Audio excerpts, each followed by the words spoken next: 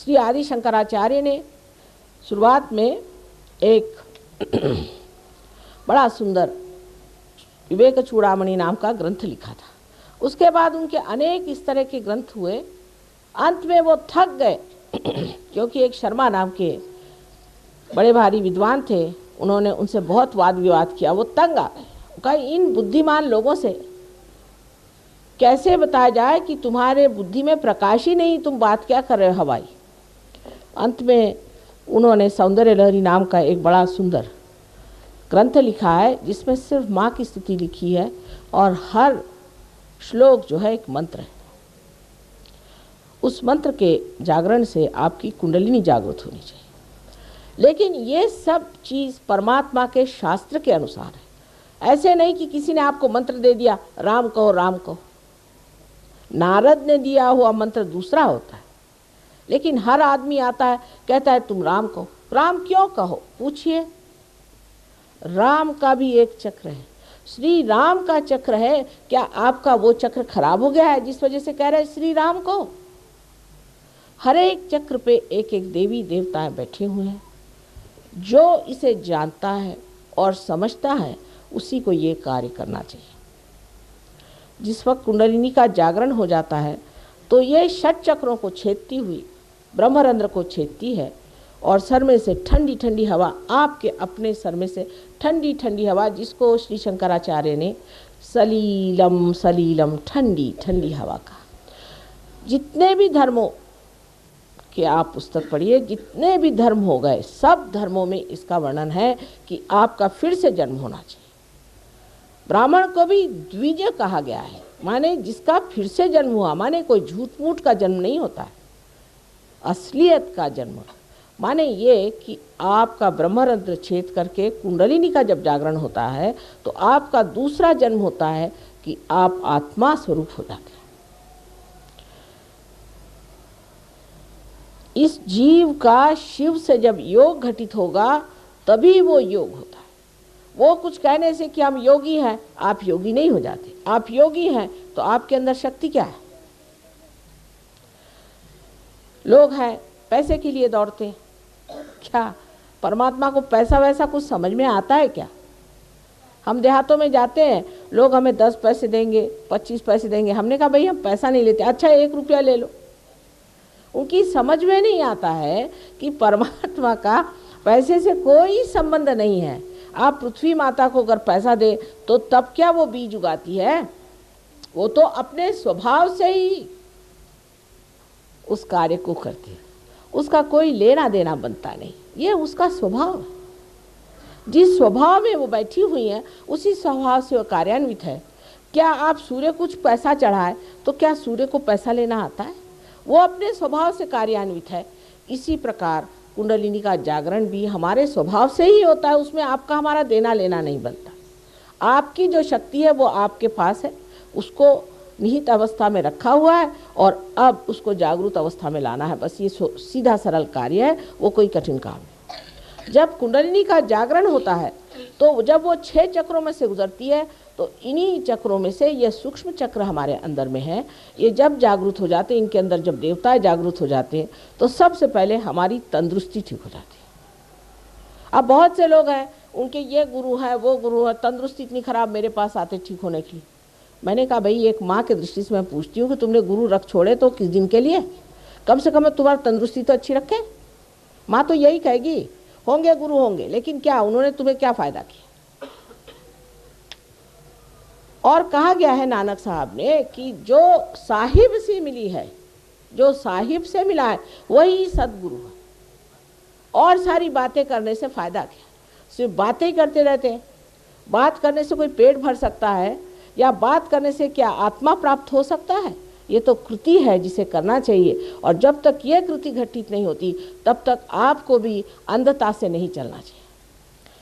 हमारे देश में 2 तरह के लोग मैंने देखे, एक तो अंधता में फंसे हुए हैं और एक तो बिल्कुल ही उद्दामता में। इन दोनों के बीच में सहयोग खड़ा करना बड़ा मुश्किल था, लेकिन हो गया।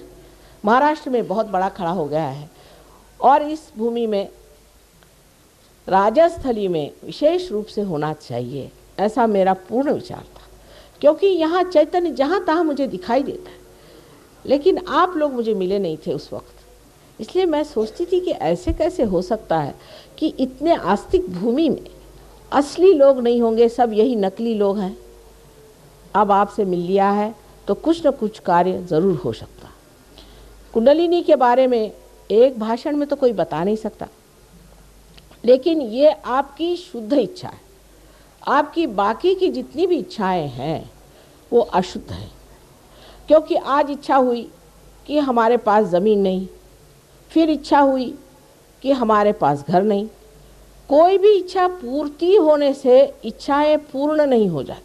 दूसरी इच्छा आती, तीसरी इच्छा आती, चौथी इच्छा आती। ये तो अर्थशास्त्र, इकोनॉमिक्स का बड़ा भारी सिद्धांत है कि पूरी इच्छाएं कभी पूर्ण नहीं होती। तो वो कौन सी चीज़ है जिसको प्राप्त करने से फिर कोई इच्छा ही नहीं रह जाती? वही शक्ति जिसे कि शुद्ध इच्छा कहना चाहिए।